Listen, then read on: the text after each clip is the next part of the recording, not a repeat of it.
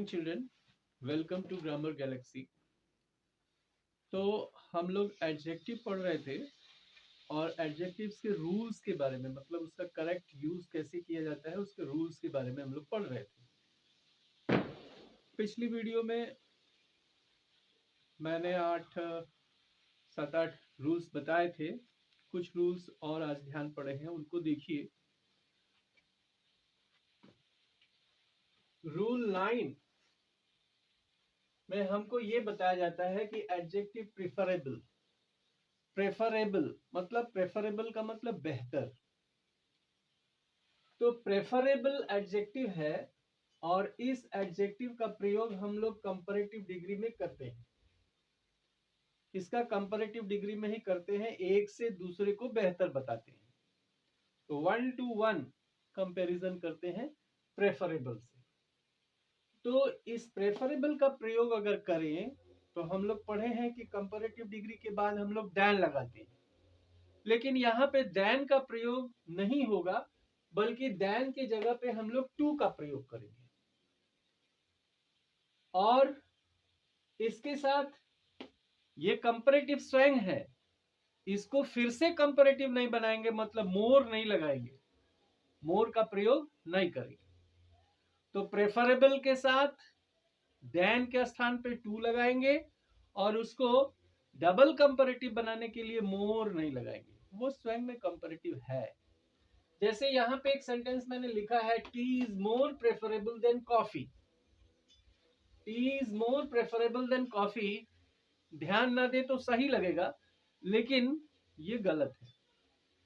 यहां मोर का प्रयोग नहीं होगा और दूसरी बात, यहाँ पे देन का भी प्रयोग नहीं होगा। देन की जगह पे भी हमको टू लगाना चाहिए। तो tea is preferable to coffee, मतलब चाय कॉफी से बेहतर है। चाय और कॉफी की तुलना करने के लिए कंपैरेटिव डिग्री प्रेफरेबल का प्रयोग हुआ, तो उसके पहले मोर का लगाना बिल्कुल गलत है। और देखिए, ये प्रेफरेबल और प्रेफर भी वही है। प्रेफर जो है इसका मतलब कि पसंद करना। तो प्रेफर के साथ भी हम लोग टू तो लगाते हैं, टू लगा सकते हैं। टू के स्थान पर रैदर देन का भी प्रयोग कर सकते हैं प्रेफर के साथ। जैसे I prefer tea to coffee, मुझे कॉफी से ज्यादा चाय पसंद है। तो इसको इस तरह से भी लिख सकते हैं, या I prefer tea rather than coffee. Than का प्रयोग करेंगे लेकिन रैदर के साथ। I prefer tea rather than coffee, मैं कॉफी से चाय को ज्यादा पसंद करता हूं। दूसरी बात, रूल 10 में ये देखिए, कुछ एडजेक्टिव्स ऐसे होते हैं जिनका पॉजिटिव और सुपरलेटिव डिग्री ही यूज होता है, उसका कंपैरेटिव डिग्री यूज नहीं होता, उस कंपैरेटिव डिग्री उसका होता ही नहीं है। जैसे मान लीजिए टॉप, टॉप का मतलब, टॉप का सुपरलेटिव डिग्री टॉप मोस्ट, सर्वोच्च, टॉप मोस्ट होगा। साउदर्न, दक्षिणी, तो इसका superlative degree southernmost. Western, westernmost. Eastern, easternmost. West, northern, northernmost. तो इनको हम पॉजिटिव और सुपरलेटिव डिग्री में ही यूज कर सकते हैं, इनकी कंपैरेटिव डिग्री यूज नहीं होती, होती ही नहीं है। तो ये दो रूल हैं, प्रेफरेबल, प्रेफर, और कुछ ऐसे एडजेक्टिव जिनका केवल पॉजिटिव और कंपैरेटिव, पॉजिटिव और सुपरलेटिव डिग्री ही यूज होता है, या यही होते ही हैं। तो इसके आगे के रूल्स देखते हैं। तो रूल 11 देखिए, ये कहता है अगर एक ही नाउन या प्रोनाउन के लिए दो एडजेक्टिवों का प्रयोग हो और दोनों एडजेक्टिव एक ही कंजंक्शन से जुड़े गए हों, तो वो दोनों एडजेक्टिव एक ही डिग्री में होना चाहिए। ऐसा नहीं कि एक पॉजिटिव डिग्री में है दूसरा कंपैरेटिव में है, या एक सुपरलेटिव में है दूसरा कंपैरेटिव में है, ऐसा नहीं करना चाहिए। कंजंक्शन से दो एडजेक्टिव को जोड़े तो दोनों एक ही डिग्री में होना चाहिए। जैसे यहाँ पे सेंटेंस लिखा है हमने, Gandhi ji was the noblest and wiser of the leaders. तो इसमें देखिए मैंने गलत लिख दिया है, ये वाइजर एक सुपरलेटिव डिग्री में और एक कंपैरेटिव डिग्री में हमने किया है। तो ये होना चाहिए, Gandhi ji was the noblest and the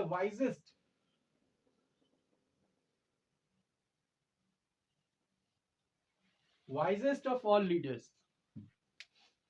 एक ही कंजंक्शन से दो एडजेक्टिव हमने जोड़ा है, दोनों एक ही डिग्री में होना चाहिए। ये अगर हमने सुपरलेटिव में यूज किया है तो ये भी सुपरलेटिव में ही हो।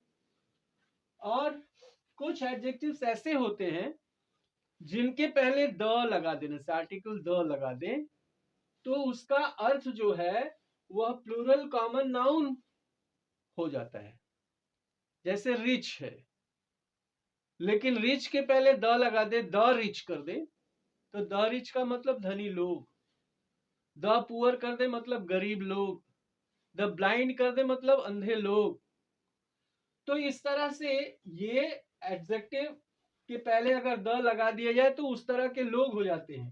तो ये कौन कौन से एडजेक्टिव है? जैसे रिच है, पुअर है, नीडी जरूरतमंद, aged, blind, dead, meek, meek माने विनित, विनम्र, मेक, विकेड, शैतान, दुष्ट। तो ये जो एडजेक्टिव है इनके पहले अगर द लगा देते हैं तो वो उस टाइप के लोग हो जाते हैं। द विकेड कहने का मतलब दुष्ट लोग, शैतान लोग। तो ये अगर प्लूरल बन जाते हैं, प्लूरल नाउन बन जाते हैं, तो उनके साथ प्लूरल वर्ब का प्रयोग होगा। जैसे यहां द रिच माने धनी लोग यूजुअली एक्सप्लॉइट द पुअर। धनी लोग साधारणतः गरीब लोगों का शोषण करते हैं। तो द रिच का मतलब धनी लोग, द पुअर का मतलब गरीब लोग। तो इस तरह से ये कुछ एडजेक्टिव है जिनके पहले द का प्रयोग कर देने से वो उस टाइप के लोग हो जाते हैं। फिर आगे देखते हैं। तो ये देखिए रूल 13 में ये बताया गया है कि सामान्यतः वर्ब्स को एडवर्ब्स ही मॉडिफाई करते हैं, मतलब वर्ब्स की विशेषता बताने वाले एडवर्ब्स होते हैं। लेकिन वो एडवर्ब्स भी बनते हैं एडजेक्टिव से। जैसे यहां देखिए, ही वर्क्स, कैसे काम करता है, कैसे, ऑनेस्टली, ईमानदारी से। तो ये जो है ये हमारा वर्ब है और ये एडवर्ब है। तो वर्ब को मॉडिफाई करने वाला एडवर्ब होता है और एडजेक्टिव में एलवाई जोड़कर हम लोग एडवर्ब बनाते हैं। कुछ अपवाद भी हैं, लेकिन मोस्टली एडजेक्टिव में एलवाई जोड़ के हम लोग एडवर्ब बनाते हैं। जैसे पोलाइट है, विनम्र, पोलाइटली, विनम्रता से, बैड, बैडली, सिंसियर, सिंसियरली। तो इस तरह से एडजेक्टिवों में ही एलवाई जोड़कर एडवर्ब बनाया जाता है। लेकिन इसमें हमको ध्यान रखना पड़ेगा, कुछ वर्ब्स जो वर्ब्स ऑफ सेंसेशन कहलाते हैं, जैसे सी है, लुक है, अपीयर है, फील है, टेस्ट है, साउंड है, स्मेल है। ये जो है इनके बाद जो एडवर्ब हम लोग लगाएंगे, इनके बाद वर्ब ऑफ सेंसेशन के बाद अगर एडवर्ब लगा देंगे तो गलत हो जाएगा। वर्ब ऑफ सेंसेशन के बाद हमको एडजेक्टिव लगाना पड़ेगा, मतलब एल वाई जोड़ के नहीं लगाएंगे। जो हमने यहाँ पे किया है, ही फील्स बैडली, तो ही फील्स बैडली नहीं, he feels bad, he feels badly गलत हो जाएगा। द सूप स्मेल्स डिलीशियसली, ये गलत हो जाएगा। The soup smells delicious. तो इस तरह से ये वर्ब ऑफ सेंसेशन जो है उनके बाद हमको एडजेक्टिव का प्रयोग करना होता है, न कि एडवर्ब का। जनरली वर्ब का विशेषता वर्ब को मॉडिफाई करने वाले एडवर्ब ही होते हैं, लेकिन वर्ब ऑफ सेंसेशन में ऐसा नहीं होगा, उसके बाद हमको एडजेक्टिव लगाना पड़ेगा। दूसरा है वर्ब ऑफ सेंसेशन के अलावा, जैसे ये वर्ब है be, become, turn, get, grow, keep, make, prove, इनको भी एडवर्ब से नहीं एडजेक्टिव से ही मॉडिफाई करेंगे। जैसे when he heard the news he became sad, अगर ये सैड सैडली हो जाता, इस बिकम के बाद आने वाला ये मॉडिफायर, ये अगर सैडली हो जाता, एडवर्ब हो जाता, तो गलत हो जाता। इसलिए यहां पर इस बिकम के बाद हमको वो एडजेक्टिव ही लगाना है कि वो सैड हो गया। ठीक है, तो फिर आगे बढ़ते हैं। तो रूल 14 देखिए, कई नाउन ऐसे होते हैं जिसमें कंपाउंड एडजेक्टिव्स या हाइफेनेटेड एडजेक्टिव्स आते हैं, तो इनको कभी भी प्लूरल नहीं बनाना चाहिए। हाइफेनेटेड एडजेक्टिव्स को या कंपाउंड एडजेक्टिव्स को कभी भी प्लूरल नहीं बनाना चाहिए। जैसे ये देखिए, he gave me 200 rupees note, तो 100 रुपीज नहीं होगा, 100 rupee note. He gave me 200 rupee note, उसने मुझे 200 रुपए का नोट दिया। आई डिलीवर्ड ए 2 hours लेक्चर, 2 hours लेक्चर नहीं, 2 hour लेक्चर। आई डिलीवर्ड ए 2 hour लेक्चर। ये जो हाइफेनेटेड एडजेक्टिव आया है या कंपाउंड एडजेक्टिव आया है, इसमें हम प्लूरल नहीं बनाएंगे, इनको प्लूरल नहीं बनाएंगे, वैसे ही लिखेंगे। दूसरा, अगर कोई नाउन एडजेक्टिव का कार्य करे, नाउन भी कई बार हम लोग एडजेक्टिव के रूप में लगाते हैं, तो नाउन को अगर एडजेक्टिव के रूप में लगाते हैं तो वह प्लूरल फॉर्म में नहीं हो सकता। जैसे मान लीजिए, lasers are indispensable tools for delicate eye surgery, ये सर्जरी एक नाउन है और इसके पहले हम आई को एडजेक्टिव के रूप में लगाए हैं, तो यहाँ पे आईज लगाना गलत है, आई सर्जरी होगा, डेलिकेट आई सर्जरी। तो नाउन को अगर प्लूरल फॉर्म में यूज करते हैं तो वो प्लूरल नहीं होगा। उसके बाद देखिए, ऑल या बोथ के बाद, ऑल या बोथ के बाद ही पॉसेसिव केस का प्रयोग होगा। पॉसेसिव केस को पहले नहीं लगा सकते। जैसे इसमें मैंने लगाया है, my all friends have got selected, तो माई ऑल फ्रेंड्स, ये माई ऑल फ्रेंड्स ये लिखना गलत है, ये लिखना गलत है। इसको लिखेंगे कैसे?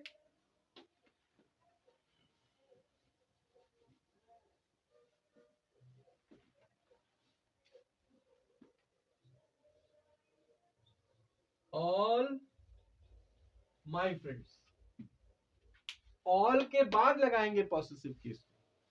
पॉसेसिव केस को पहले नहीं लगा सकते। बोथ के बाद भी, बोथ या ऑल दोनों के बाद हम लोग पॉसेसिव केस लगाएंगे, उसके पहले नहीं लगाएंगे, ये ध्यान रखेंगे। फिर आगे बढ़ते हैं।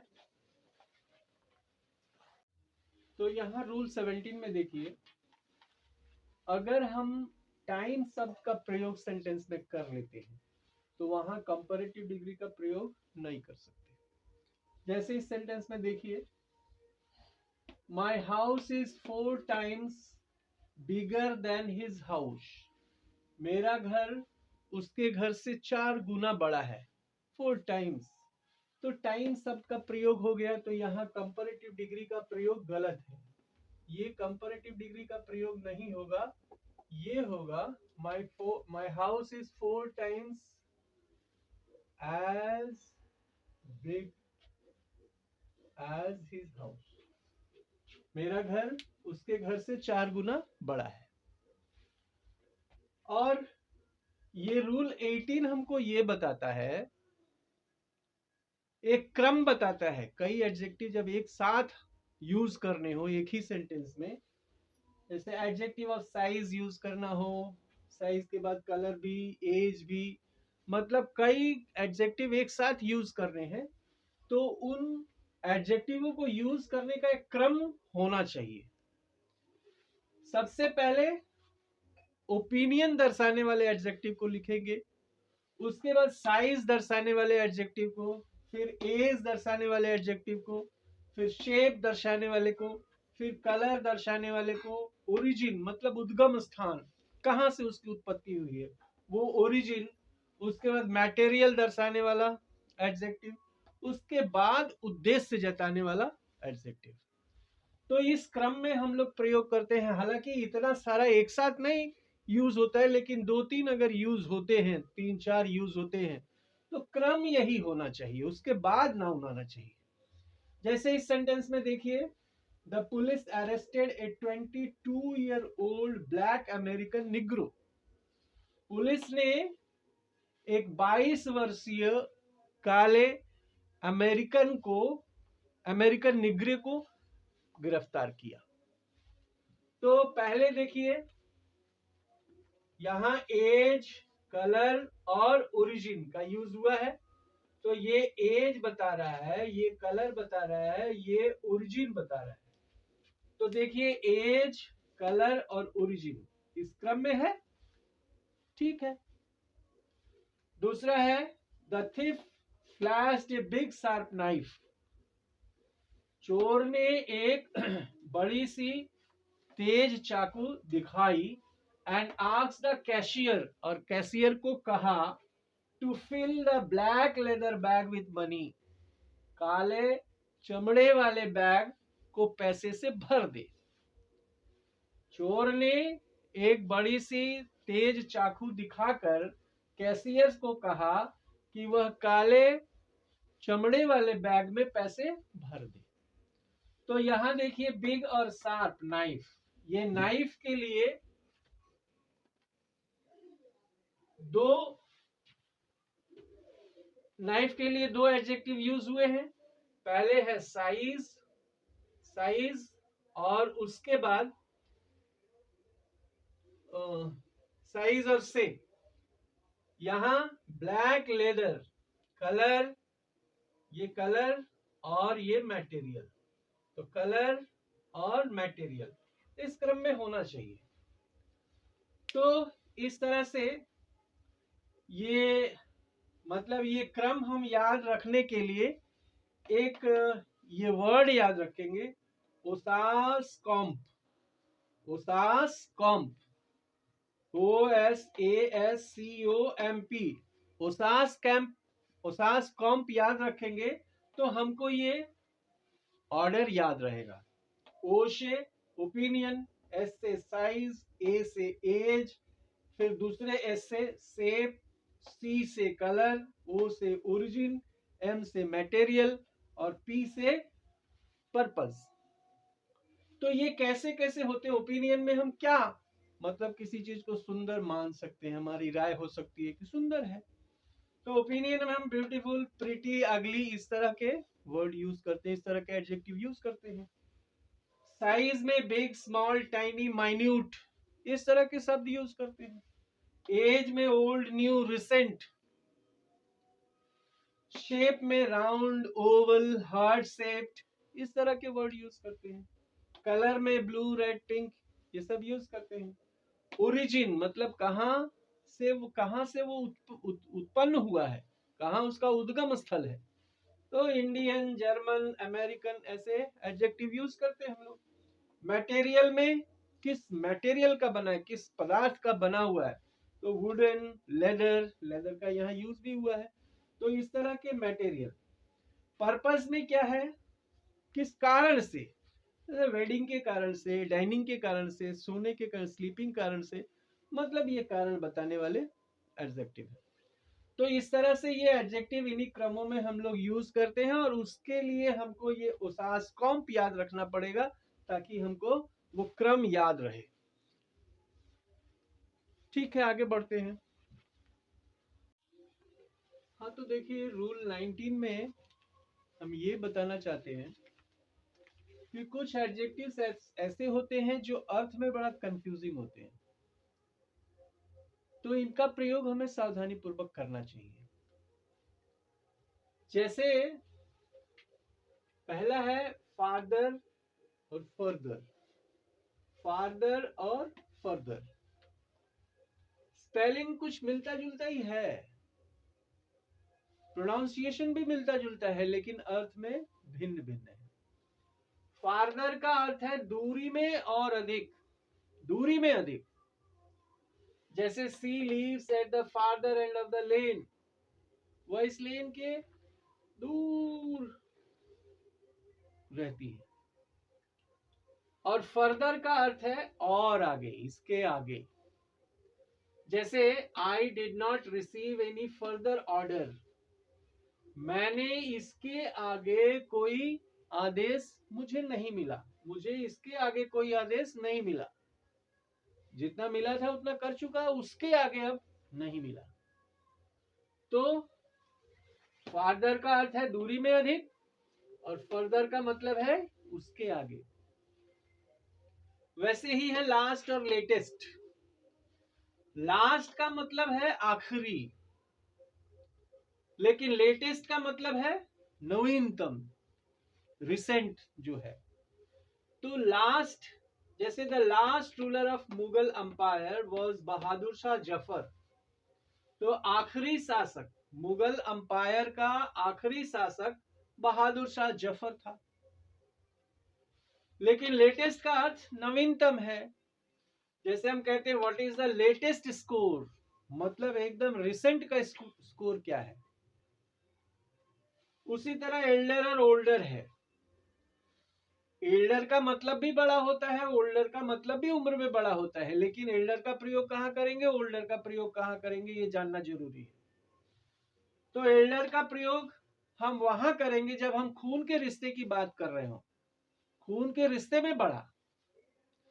जैसे he is my elder brother, brother है तो खून का रिश्ता है, तो he is my elder brother. लेकिन ओल्डर का मतलब होता है उम्र में बड़ा, परिवार में नहीं, समाज में, गांव में, आसपास में।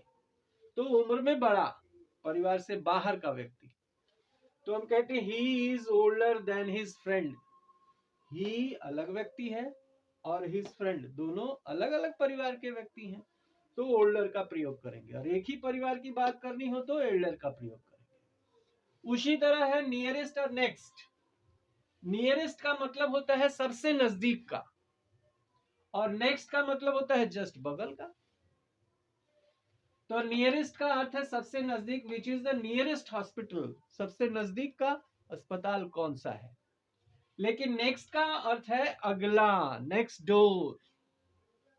तो the bank is in the next building, बगल के बिल्डिंग में बैंक है, एकदम घर के बगल। तो ऐसा नियरेस्ट और नेक्स्ट। नियरेस्ट का अर्थ सबसे नजदीक, और नेक्स्ट का अर्थ मतलब अगला। लेटर और लेटर, खाली टी डबल हो गया है, वर्ड अलग हो गया, मीनिंग अलग हो गया। लेटर का अर्थ है बाद में, जैसे I will call you later, मैं तुम्हें बाद में बुलाऊंगा। और लेटर का मतलब है बाद वाला, जैसे the latter part of the movie was boring, मतलब मूवी का जो बाद वाला हिस्सा था वो बोरिंग था, वो अच्छा नहीं लगा। तो ऐसा है लेटर और लेटर का अंतर। लेश और लेशर। लेस का अर्थ होता है कम और कम। जैसे there is less chances of recovery after the second brain stroke, दूसरे ब्रेन स्ट्रोक हो जाने के बाद रिकवरी के चांसेस कम है, ठीक हो पाने का चांसेस कम है। तो यहां पे कम है ऐसा मीनिंग है। लेकिन लेसर का अर्थ है महत्व में कम, आकार में कम, या गुणवत्ता में कम। जैसे हम कहते हैं there are many lesser gods in Hindu religion, मतलब हिंदू धर्म में बहुत ऐसे भगवान हैं जो महत्व में दूसरों से कम है, दूसरे भगवानों से कम है, ऐसा लेसर गॉड्स। तो ये रहे अंतर वाली बातें, ये कंफ्यूजिंग वाले एडजेक्टिव्स। और आज के लिए इतना ही। नियम तो लगभग मैंने अब सब बता दिया, इतना नियम याद रखे आदमी तो बहुत है। अब कल से हम लोग स्पॉटिंग द एरर्स करेंगे, कुछ एक्सरसाइजेस करेंगे, तो पता चलेगा कि कितना हम लोगों का क्या ठीक हुआ, और कुछ नई नई बातें भी वहां जानने को मिलेंगी। तो आज के लिए इतना ही। तो प्लीज सब्सक्राइब करें, और सब्सक्राइब करने से ज़्यादा जरूरी है कि बेल आइकन को दबाएं, ताकि हर नया नोटिफिकेशन आप लोगों को साथ साथ समय से मिलता रहे। So thank you for today.